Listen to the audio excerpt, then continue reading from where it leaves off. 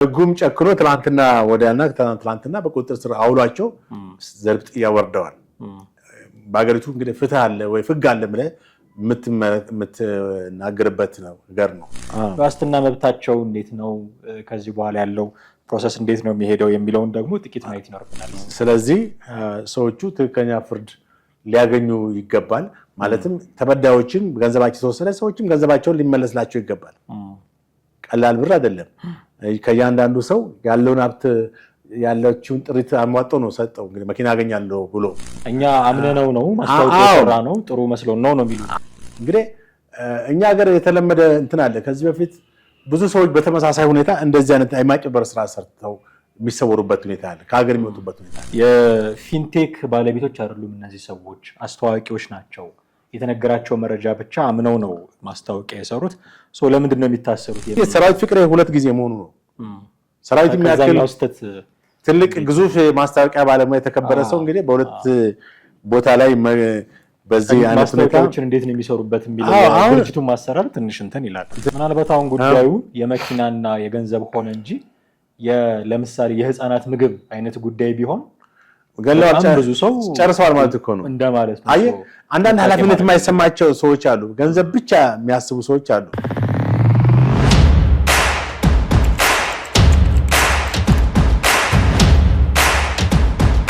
ሰላም ጤና ይስጥልን፣ እንዴት አላችሁ ውድ ቤተሰቦቻችን? ይህ ዘኢትዮጵያ ቻናላችን ነው። ጥላሁን አክሊሉና ማህደገፋ በወቅታዊ ፕሮግራማችን ወደ እናንተ ተመልሰን መጥተናል። የዛሬው ፕሮግራማችን ሰሞኑን ከፊንቴክ ጋር ተያይዞ በቁጥጥር ስር የዋሉ ታዋቂ ሰዎች አሉ የሚለውን መረጃ መሰረት አድርጎ አንዳንድ ጉዳዮችን እናነሳለን። እኔና ጥላሁን አብረናችሁ እንቆያለን። እስከ ፕሮግራማችን ፍጻሜ ድረስ አብራችሁን ቆዩ።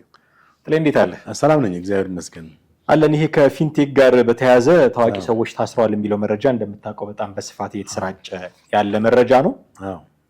ትልልቅ የምናውቃቸው ስሞች ከሰራዊት ፍቅሬ ጀምሮ ሌሎችም እነ መንሱር ጀማል፣ እነ ዳንኤል ተገኝ የሚሉ ትልልቅ ስሞች ስለመታሰራቸው ነው የሰማነው። እና እንደው ስለ ፍርዱ ስለ ማስታወቂያ ህጉ ምናምን እናነሳለን። ግን እነዚህ ፐብሊክ ፊገር የሆኑ ሰዎች ናቸው፣ ብዙ ሰዎች የሚያውቃቸው ሰዎች ናቸው። እና በዚህ ምክንያት ታሰሩ ሲባል መጀመሪያ መቼ የሚፈጥርብህ ፊሊንግ ይኖራል። እሱን እንድታጋራኝ ብዬ።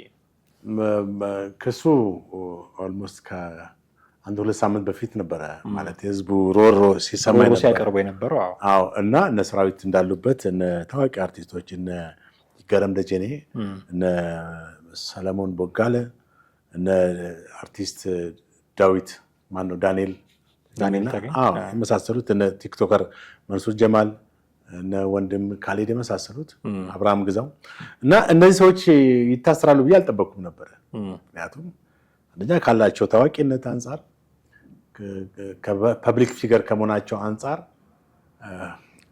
ይታሰራሉ የሚል እንትን አልነበረኝም። ግን በትናንትናው ዕለት ከትናንትና ወዲያ ነው አብዛኞቹ ታሰሩት። ትናንትና ደግሞ ሰለሞን ቦጋለ ታስሯል።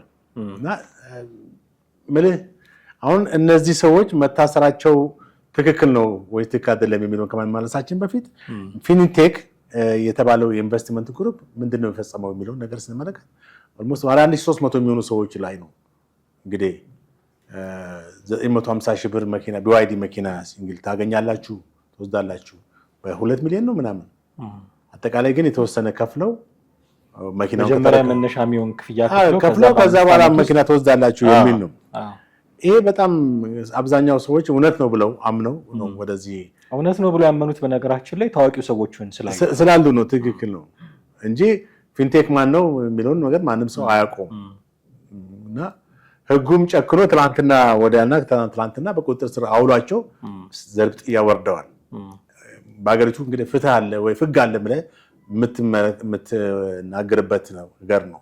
ምክንያቱም እዚህ ሀገር ምንድነው ሁልጊዜ የሆነ ወንጀል ይሰራል በታዋቂ ሰዎች፣ በባለስልጣናትም ሆነ በታዋቂ ሰዎች ወንጀል ይሰራና ከዛ በኋላ ያ ነገር ህግ እንትን አይለውም ማለት ይተዋል ወይንም ወደ ህግ አይሄድም። ብዙ ሰው በዚህ ጊዜ ይጎዳል። እና እነዚህ ሰዎች መታሰራቸው ፍርድ ቤት መቅረባቸው ትክክል ነው ብዬ አስባለሁ። ትክክለኛው ፍርድ ግን ሊሰጣቸው ይገባል። ለምሳሌ ወደ ኋላ በሚታነሳው ሀሳቦች ጥያቄዎች የምናመለከተው የማስታወቂያ አዋጁ ምናምን እንመለከታለን። ግን አሁን ሁሉም ወደ 10 የሚሆኑ ናቸው መሰለኝ ተይዘው ታስረዋል።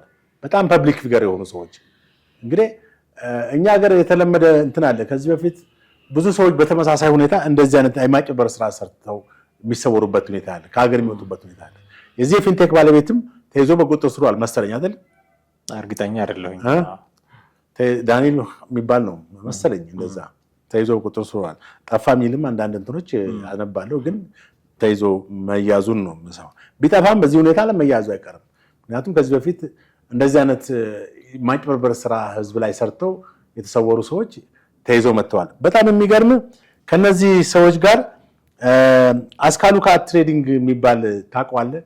ከዚህ በፊት ደቡብ አፍሪካ ስንተኛ ዓለም ዋንጫ ላይ ደቡብ አፍሪካ 2010ን የዓለም ዋንጫ ደቡብ አፍሪካ ስታዘጋጅ ያለው ብሎ ብዙ ሰዎችን 40 ሺህ ተቀብሎ ነው መሰለኝ ወደዛ ትሄዳላችሁ ብሎ ብዙ ወጣቶች ከፍለው ሜዳ ላይ ያስቀራቸው ሰው ድርጅት አሁን ከነዚህ በፊንቴክ ከነ ሰራዊት ፍቅሬ ጋርም አብሮ ያለ ሰው ነው እና ይሄ በጣም ከባድ ወንጀል ነው። እስከ 1 ቢሊዮን ብር ነው አጠቃላይ የተረከበው ድርጅቱ። እንግዲህ ይሄ ከባድ ማጭበርበር ነው። ስለዚህ ሰዎቹ ትክክለኛ ፍርድ ሊያገኙ ይገባል። ማለትም ተበዳዮችም ገንዘባቸው ተወሰደ፣ ሰዎችም ገንዘባቸውን ሊመለስላቸው ይገባል። ቀላል ብር አይደለም። ከእያንዳንዱ ሰው ያለውን ሀብት ያለችውን ጥሪት አሟጦ ነው ሰጠው እንግዲህ መኪና አገኛለሁ ብሎ እና ይሄ ሜዳ ላይ ሲቀር ወይም ሲበላ ህግ ባለበት ሀገር ከባድ ነው እና ሰዎቹ ከሀገር ሳይወጡ መያዛቸው ጥሩ ነው። ትላልቅ ድርጅት ያላቸው ትላልቅ ማስታወቂያ ድርጅት ያላቸው ሰዎች ናቸው። ስመጠር ሰዎች ናቸው። በጣም የተከበሩ ሰዎች ናቸው። በሚዲያ የምናውቃቸው ሰዎች ናቸው።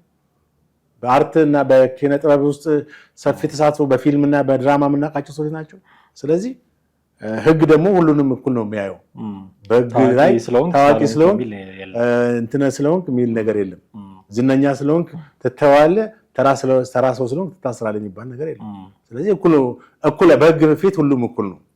የፍርድ ቤት ጉዳያቸው እንዴት ነው? ምናልባት በህግ የተያዘ ጉዳይ ስለሆነ ያን ያህል ዲቴል ገብተን ምናነሳው ነገር አይደለም። እንደው መረጃ እንዲሆን ብቻ ግን ሼር ማድረግ ከቻልን ዋስትና መብታቸው እንዴት ነው፣ ከዚህ በኋላ ያለው ፕሮሰስ እንዴት ነው የሚሄደው የሚለውን ደግሞ ጥቂት ማየት ይኖርብናል ብዬ አስባለሁ። የፍርድ ቤት ሂደቱ ዛሬ እንግዲህ ፍርድ ቤት 8 ሰዓት ይቀርባሉ ተብሏል። እነሱ የዋስትና መብታቸውን ጠይቀው ነበር፣ ዋስትና መብት እንዲከበርላቸው። እንዳልኩ ወደ 1300 ሰው ነው የተበደለው ወይም ገንዘቡ የተወሰደበት። ሲደመር ወደ 1 ቢሊዮን ነው የተባለው ብሩ። ከ1 ቢሊዮን ይበልጣል መሰለኝ። እንዲሁም 950 ሺህ ነው ከእያንዳንዱ ሰው ብቻ እንደዛ አካባቢ ነው ብለው እና ፍትህ ሚኒስቴር ቢሮ ነው የጮሁት ሰዎቹ። ያ ነው ቁጣ የቀሰቀሰው። አሁን አቃቤ ሕግ ማለት ፖሊስ ተጨማሪ እንትን 14 ቀን እንዲሰጠው ጠይቋል። የምርመራ ጊዜ በዋስትና መብት ተከልክለው 14 ቀን ተጨማሪ ጊዜ እንዲሰጠው ጠይቋል። 14 ቀን ተጨማሪ ጊዜ እንዲሰጠው ከተጠየቀ ማለት ሰዎቹ እዛ 14 ቀን ይቆያሉ በፖሊስ እስር ላይ ማለት ነው። አሁን እንግዲህ ዛሬ ነው የሚታወቀው።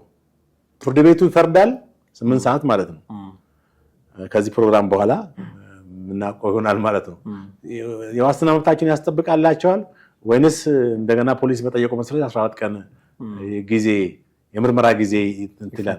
አሁን ፖሊስ ብዙ ጊዜ የሚያቀርበው ምንድነው ከለቀቋቸው ከሀገር ሊወጡ ይችላሉ ነው። ከሀገር ሊወጡ ይችላሉ፣ መረጃ ሊያሸሹ።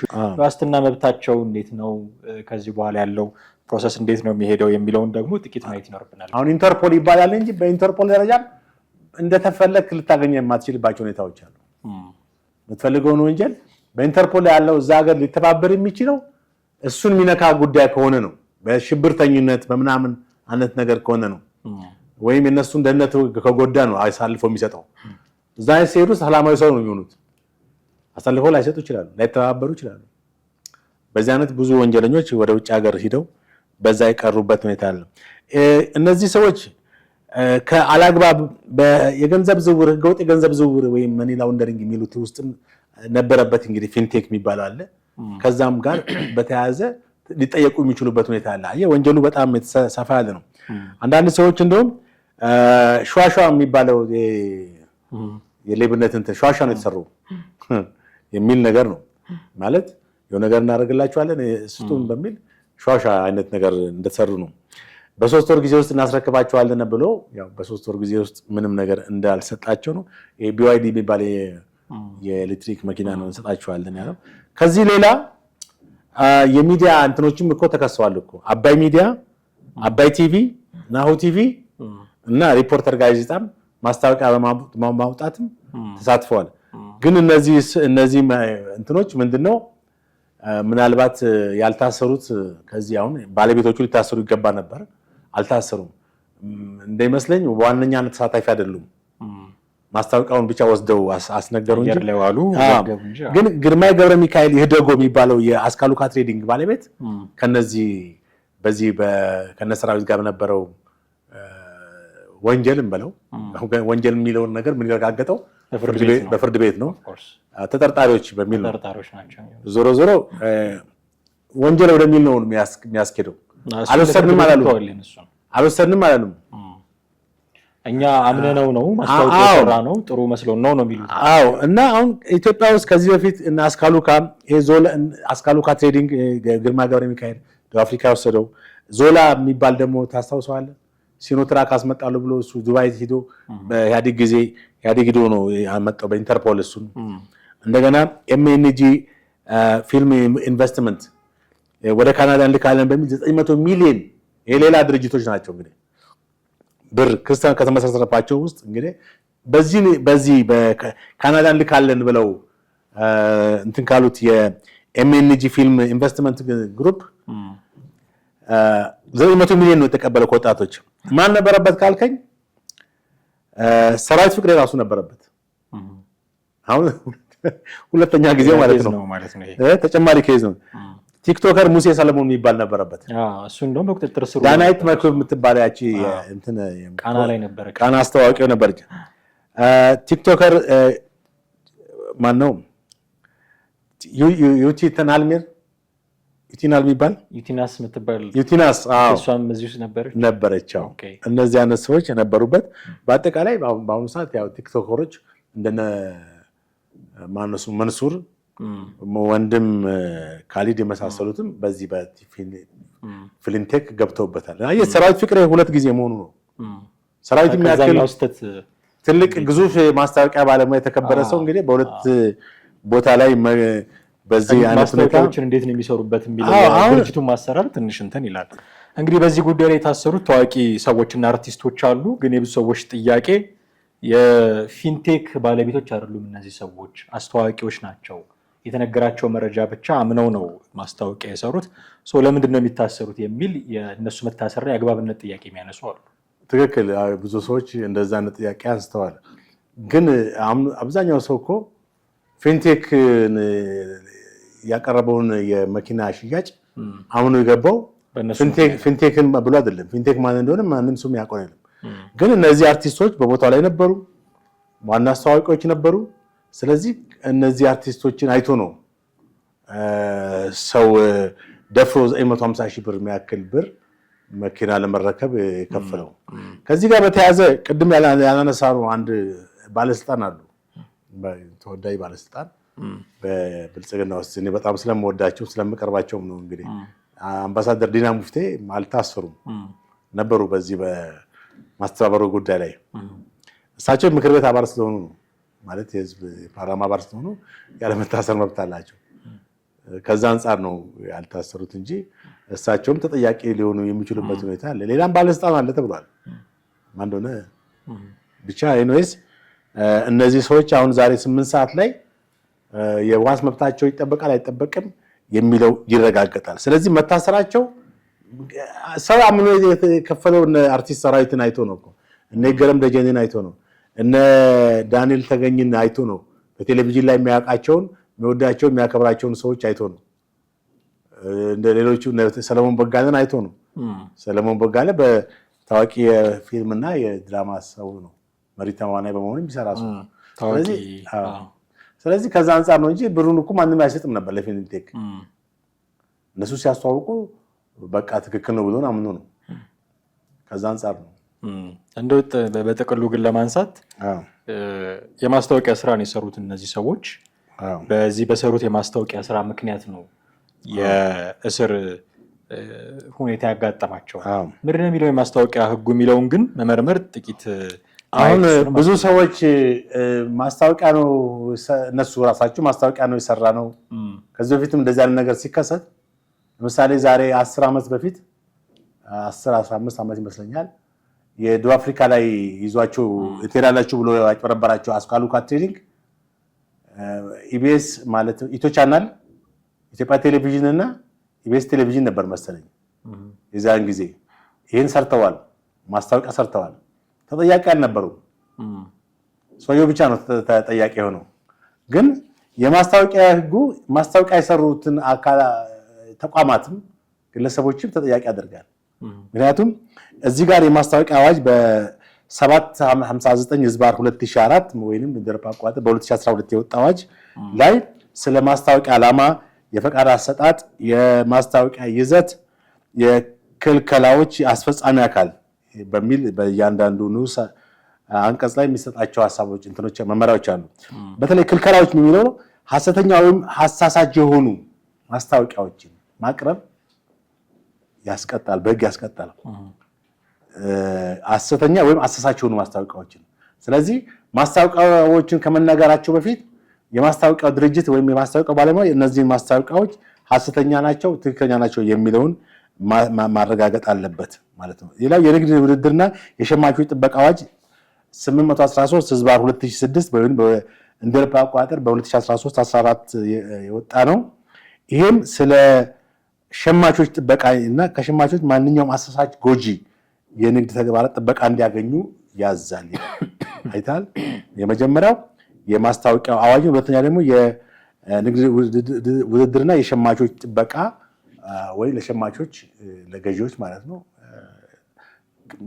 የሚከላከል አዋጅ ነው በሁለቱም ተጠቅሷል የመጨረሻው በዚሁ በ759/2004 አዋጅ ቁጥር ላይ በአንቀጽ 30 ላይ የተጠቀሰው ነው የበለጠ ማሰሪያ የሚሆነው በዚህ ላይ ምን ይላል በአዋጁ የተደነገጉት የመፈጸም ግዴታዎች ወይም ክልከላዎች ጥሶ የተገኘ አካል ላይ የሚጣልን የቅጣት እርምጃ በተለምዶ ከፈቃድ ስረዛ ወይም ከገንዘብ መቀጮ ጋር በተያያዘ የሚደነገግ አንቀጽ ነው ይላል ይህ አንቀጽ ማስታወቂያ አሰሪዎችና አዘጋጆች በህጉ መሰረት ተጠያቂ የሚሆኑበት ሂደት ይወስናል አላቅም እኔ እሱ ድርጅቱ አጭበርባሪ መሆኑን አላቅም የሚባል ነገር አይሰራም ዋና ነጥቦች የማስታወቂያ አዋጁ ድንጋጌዎች አለማክበርን ይከለክላል የአዋጁ አንቀጽ 30 እና 31 ማለት ሐመር ላይ መሰረት ጥፋተኞች ላይ አስተዳደራዊ ወይም የወንጀል ተጠያቂነት ሊጣል ይችላል አዋጁ ስለዚህ አዋጁን አለማወቅ ተጠያቂነትን አስቀርም ወይንም ህግን አለማወቅ ከተጠያቂነት ከወንጀለኝነት ነፃ አያደርግም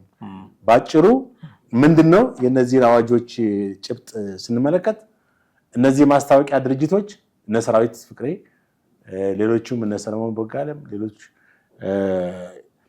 ይሄን ስራ የሰሩ ሰዎች ተጠያቂ አንሆንም እኛ ፊንቴክ ኢንቨስትመንትን ትክክለኛ እንደሆነ ነው የሚባል ነገር የለም መረጃ ማግኘት አለባቸው ማስታወቂያ የሚያስነግረው ከመናገራቸው በፊት ህጋዊ ነው ወይ እንደውም እንደሰማሁት ምንድነው የፊንቴክ ጭራሽ የመኪና አስመጪ አይደለም የሚል ነው በአንዳንድ የተለያዩ መረጃዎች ከቻይና ኩባንያ ከቻይናዎች 350 መኪና ወስዶ አስመጥቶ ማለትም ወስዶ ክፍያ እንዳልፈጸመ ነው ተጨማሪ ወንጀሎች አሉ ማለት ነው ተጨማሪ ሌላ ቢፈተሽ አሁን ፖሊስ ይሄን ምርመራ አብሮ ያካሂዳል ቢያ ተስፋ አደርጋለሁ ሌሎች እንዲህ አይነት እድልም ይመጣላቸው አርቲስቶች ጉዳዩ እንዴት ነው ከዚህ በኋላ ሃንድል ማድረግ ያለባቸው ማለት ከዚህ በኋላ አሁን እነ ሰራዊት ፍቅሬም እነ ሰለሞን ቦጋለም ይሄንን ፌስ አደረጉ ትልቅ ችግር ነው ሌሎች አርቲስቶች እንዲህ አይነት ኦፈር መቼም ከዚህ በኋላ ሊመጣላቸው እንግዲህ አሁን ትምህርት ነው ለሌሎችም ለራሳቸውም ትምህርት ነው ለሌሎችም ትምህርት ነው አለማወቅ ከተጠያቂነት እንደማያድን ማወቅና አንቀጹም አዋጁም ማስታወቂያ ድርጅቶች ወይ ማስታወቂያ ባለሙያዎችን ነፃ እንደማያደርግ ተጠቅሷል ማረጋገጥ አለባቸው ያ ድርጅት የሚያስተዋውቁለት ድርጅት ህጋዊ ነው ወይም ህጋዊ አይደለም ሰነዶችም ማየት አለ በፀሐይ ኢንሹራንስ ነው ፀሐይ ባንክ በሚል ነው አስተማማኝ እንትን ብሎ ሲያስተዋውቁ የነበሩት አይደል እንዴ እዛ አካውንቱ በዛ እንትን እንደሚል ስለዚህ ይሄም እንትን ነው ማለት ፀሐይ ባንክ ራሱ ጥያቄ ሊሆን ይችላል የሚችልበት ሁኔታ አለ ትክክለኛ የተባለው ገንዘብ በዛ ትራንስፈር ተደርጓል ወይ እዛ ነው የሚቀመጠው ወይ የሚለው ነገር አሁን አንድ ምርመራ የሚፈልግ ጉዳይ ነው እሱ። ፀሐይም ባንክም እንደገና እኮ ከፍተኛ ጥንቃቄ የሚፈልግ ከፍተኛ አሁን ላልከው ነገር ሌሎች አርቲስቶችና ሌሎች እንደዚህ ታዋቂ ሰዎች መቼም እንግዲህ ይሄንን ነገር አይተው ከዚህ በኋላ የሚሞኝ ሰው አለ ብዬ አላስብም። ምንድነው በሀገራችን አሁን የማጭበርበር እንደዚህ የሰዎችን ገንዘብ ይወሰዱ የሚሉ ሰዎች ወደፊትም ይኖራሉ። ስለዚህ ታዋቂ ሰዎች ለነዚህ መጠቀሚያ ላለመሆን ራሳቸውን ማወቅ አለባቸው፣ ማንበብ አለባቸው አዋጁን። ምናልባት አሁን ጉዳዩ የመኪናና የገንዘብ ሆነ እንጂ ለምሳሌ የህፃናት ምግብ አይነት ጉዳይ ቢሆን ገላዋቸው ብዙ ሰው ጨርሰዋል ማለት እኮ ነው እንደማለት ነው። አየህ አንዳንድ ኃላፊነት የማይሰማቸው ሰዎች አሉ፣ ገንዘብ ብቻ የሚያስቡ ሰዎች አሉ። አሁን በተለይ በአሁኑ ወቅት ሀብትም ለማግኘት ሲሉ እንደው ህዝብ ማህበረሰቡን ጎርተውም ብቻ ምንም አድርገው የራሳቸውን ሀብት ብቻ ላይ መድረስ የሚፈልጉ ሰዎች አሉ። ያንን ረጋግጠው የራሳቸው ሀብት ማማ ላይ መውጣት የሚፈልጉ ሰዎች አሉ። እነዚህ ሰዎች በጣም አደገኞች ናቸው። ሌሎችን መጠቀሚያ ያደርጋሉ። አየህ አርቲስቶችን መጠቀሚያ ያደርጋሉ፣ ባለስልጣናቶችን። አሁን እርግጠኛ ነኝ እነ ዲና ሙፍቲ ምልህ ፐርሰናሊ ስለማውቀው ዲና ሙፍቲን ስለማውቃቸው እንዲቴል ይሄን ፌክ ነገር አላወቁትም። በየዋህነት ፈቃደኛ ሆነው ምክንያቱም እኛ ውጭ ጉዳይ ላይ ከሳቸው ጋር ብዙ ጊዜ ሲጠሩን እንሄዳለን። እዛ መጽሔት ስናዘፊት ህትመት ስራዎች ስንሰራ የጋዜጣና መጽሔት ስንሰራ ስንጠራ እናውቃቸዋለን። ምልህ ምስኪንና በጣም ጨዋ ሰው ናቸው ብዬ አስባለሁ። እንግዲህ ሌሎቹ ግን መመስከር አልችልም እኔ ስለምታውቃቸው ነው ተመሰክረው። ከፊንቴክ ጋር ተያይዞ እነዚህ ታዋቂ ሰዎች በህግ ጥላ ስር ሆነው ነው ያሉት። የፍርድ ቤት ጉዳያቸው ምን ይመስላል የሚለውንም እንዲሁ እንግዲህ በቅርብ የምናውቅ ይሆናል ብለን እንገምታለን። ለነበረን ጊዜ ግን እጅግ አድርጌ ነው የማመሰግነው ጥሌ። ውድ ቤተሰቦቻችን እናንተም ከኛ ጋር ነበራችሁ ቆይታ እጅግ አድርገን እናመሰግናችኋለን። የዛሬው ፕሮግራማችንን እዚህ ላይ ያበቃን። ጥላሁን አክሊሉና ማህደ ግፋ ነበርን። በሚቀጥለው ፕሮግራማችን በሌላ ርዕሰ ጉዳይ እንጠብቃችኋለን። ሀሳብ አስተያየት ካላችሁ በተለመደው መንገድ ልታደርሱን ትችላላችሁ። የዛሬውን ያበቃን። ጤና ይስጥልን።